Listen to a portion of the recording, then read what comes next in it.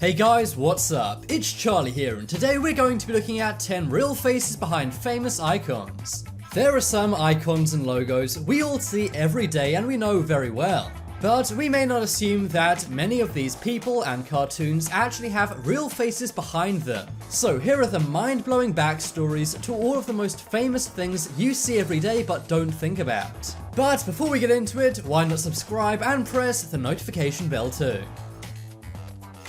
Coming up first, we have We Can Do It. You don't have to have grown up during World War II to recognize this poster.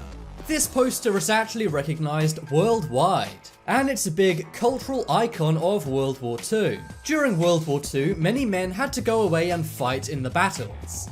So it was up to the women to do the jobs that men were used to doing. Many women who had never had a job before suddenly had jobs working in factories and shipyards. This poster showed many things, including women power and feminism. The we was women, and it was showing that they can do jobs men can do just as well. This was actually a piece of American propaganda made during the war. It was made by Howard J. Miller, but who's the woman in the image? Her name in the poster is Rosie the Riveter. If you don't know, a rivet is a mechanical fastener used in factories. But the real woman behind Rosie is actually named Naomi Parker Fraley. Naomi was actually a worker in an American factory during the war. She never expected she'd have a job as she was a housewife up until the war. When all of the factory workers, including her husband, were sent away, she and other women had to take over that job. She was also selected to pose for this piece of wartime propaganda, but she never expected to become such an inspiration for so many women.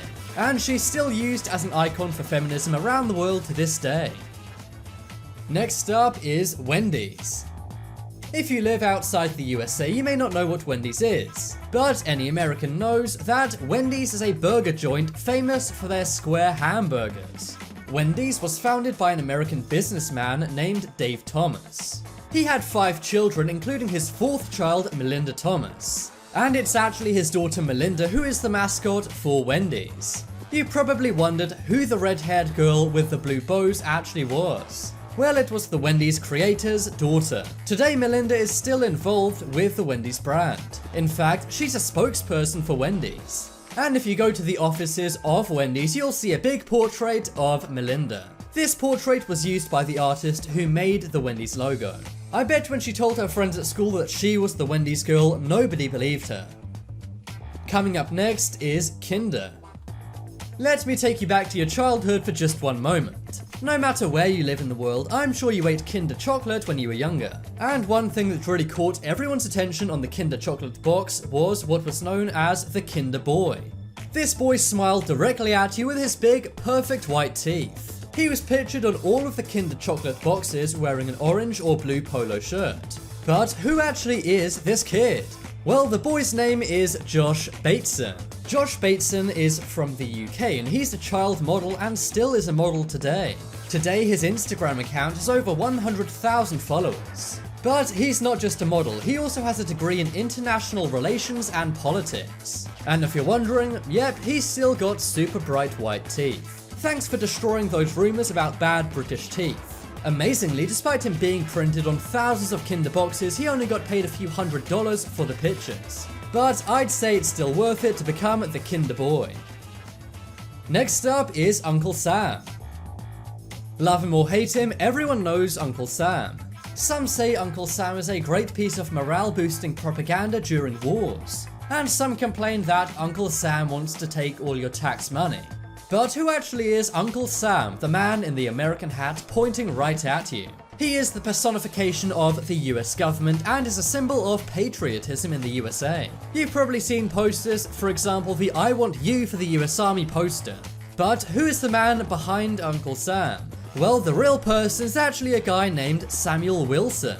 He was a meat packer from New York, not some kind of army general or government official. The original poster was made to recruit people for the US Army. But did you know the poster was actually a rip-off of a British wartime poster? 3 years before the Uncle Sam poster was made, a similar poster was made of Lord Kitchener. Lord Kitchener was a British Army official and colonel. The original poster had Lord Kitchener pointing at you, and the text read, "Britain, your country needs you." Next up is NBA. Basketball is one of the most popular sports in the USA, and nowadays even non-basketball fans wear merch with the NBA logo. It's an iconic logo of a basketball player in the colors red, white, and blue. But who is the figure in this icon? You may assume it's just a generic basketball player, but no, it's a guy named Jerry West. The NBA logo was designed by a man named Alan Siegel in 1969.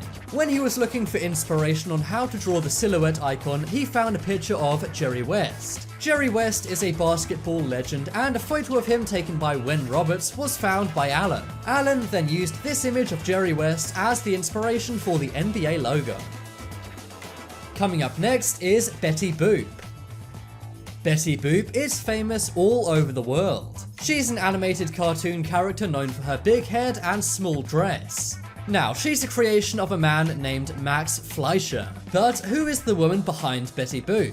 Well, originally this was a caricature of a woman named Helen Kane. Helen Kane was a very famous American singer, and it seems she was not happy with her caricature at all. She actually filed a $250,000 lawsuit against Max and won. This was back in 1932, and that amount would be around $4.5 million today. But seeing as Betty Boop has likely made billions worldwide, I'm sure the animators don't mind. Next up is Ronald McDonald. Everyone knows the famous mascot for McDonald's. Maybe you loved him as a kid, or maybe he kind of creeped you out. Either way, despite him not being used much nowadays, he's still very famous. He's the clown with the red hair, white face, and yellow jacket.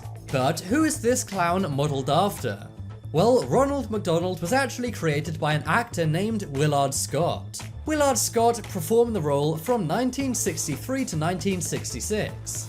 And he wrote in his book that he actually created the character of Ronald McDonald and therefore the look. Next up is MGM. Okay, so this one isn't a human face, but it is a face nonetheless. At the beginning of all MGM films, we see a lion roar. Now, you may assume this is all done by CGI, but no, it was made all the way back in 1928. Of course, back then, CGI did not exist as it does today, so they actually had to film a real-life lion named Jackie. Jackie not only appeared in the MGM logo, but in hundreds of movies. He starred in movies like Tarzan as a lion, of course. And it's also said that Jackie the lion is indestructible. The lion survived several accidents, including 2 train wrecks, an earthquake, and an explosion. And finally on our list we have KFC. Who doesn't love the taste of Kentucky Fried Chicken? And of course, whenever we enter a KFC, we're greeted by the friendly, smiling face of Colonel Kentucky. Well, Colonel Kentucky was not a military colonel. He was actually an American businessman who founded KFC. He was actually made into the Colonel of Kentucky, which is a government role. After that, he began to dress the part, wearing a goatee and a white suit. At first, he did this as a joke, but then he decided to carry it on in earnest. During the last 20 years of his life, he never wore anything else but his white suit and goatee beard. And it's quite possibly the best marketing stunt of all time, as he's been the company's logo since 1952. So those were the real faces behind famous everyday icons. Be sure to vote in the poll in the top right corner and tell me the most amazing story behind famous icons on this list.